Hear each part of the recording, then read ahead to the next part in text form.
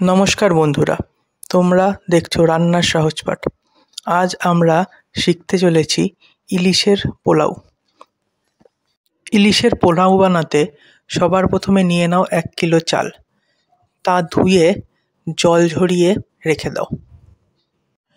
এবার অন্য একটি পাত্রে নিয়ে নেবে 1 ইঞ্চি পরিমাণ আদা কুচি, 3-4টে লঙ্কা, 7-8টি তেজপাতা, 8-10টি লবঙ্গ, 4-5টি এলাচ এবং অল্প পরিমাণ দারচিনি।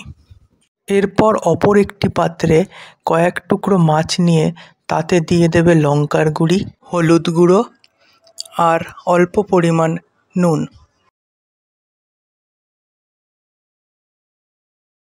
পর মশলাগুলি ভালো করে মাছের সাথে মিশিয়ে নেবে।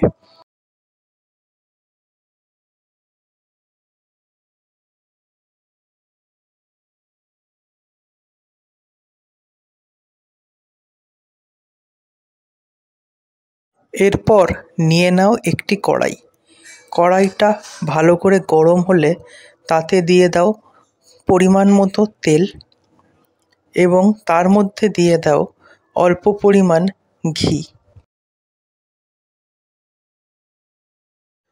তেল ও ঘিয়ের মিশ্রণটি গরম হয়ে উঠলে তার মধ্যে একে একে আগে থেকে গুছিয়ে রাখা মশলাগুলি দিয়ে দাও।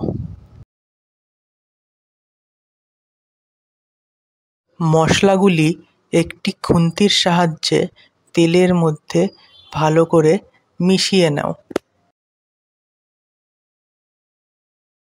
মশলাগুলি ভালো করে তেলের মধ্যে মিশে গেলে আগের থেকে জল ঝরিয়ে রাখা চালটি কড়াইতে দিয়ে দাও এবং একটি খুন্তির সাহায্যে মশলা এবং চালগুলিকে ভালো করে মিশিয়ে নাও।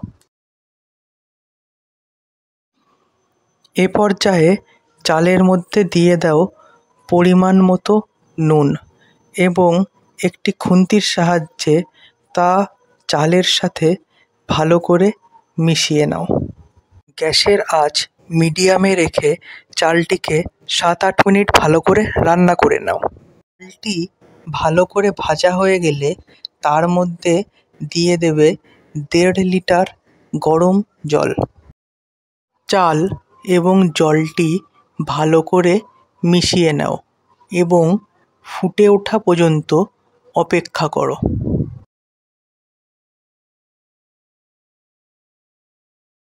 মিশ্রণটি ভালো করে ফুটে উঠলে গ্যাসটা সিম আঁচে করে দাও এবং একটি ঢাকনার সাহায্যে ঢেকে রাখো। এরপর গ্যাসের উপর নিয়ে নাও নতুন একটি কড়াই। কড়াইটি গরম হয়ে গেলে তার মধ্যে দিয়ে দাও পরিমাণ মতো তেল। এরপর তেলটি গরম হয়ে গেলে তার মধ্যে ছেড়ে দাও একটি একটি করে আগের থেকে মশলা মাখিয়ে রাখা মাছগুলি।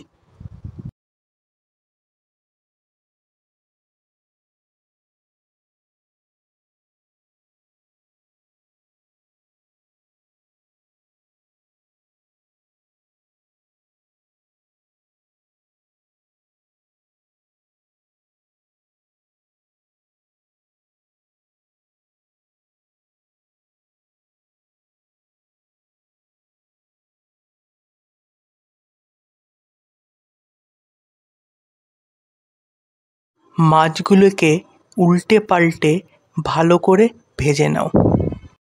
এ পর্যায়ে সিমে বসিয়ে রাখা চালটির ঢাকনা খুলে দেখে নেবে চালটি সিদ্ধ হয়েছে নাকি। চালটি সিদ্ধ হয়ে গেলে তার মধ্যে একে একে মাছগুলি এবং তার তেলটিও ঢেলে দেবে। এরপর মাছ এবং চালটি ভালো করে মিশিয়ে নাও এবং তাতে দিয়ে দাও অল্প পরিমাণ চিনি এবং ঘি এবং মিশ্রণটিকে আর একবার মিশিয়ে নিলেই তৈরি হয়ে যাবে ইলিশ মাছের পোলাও।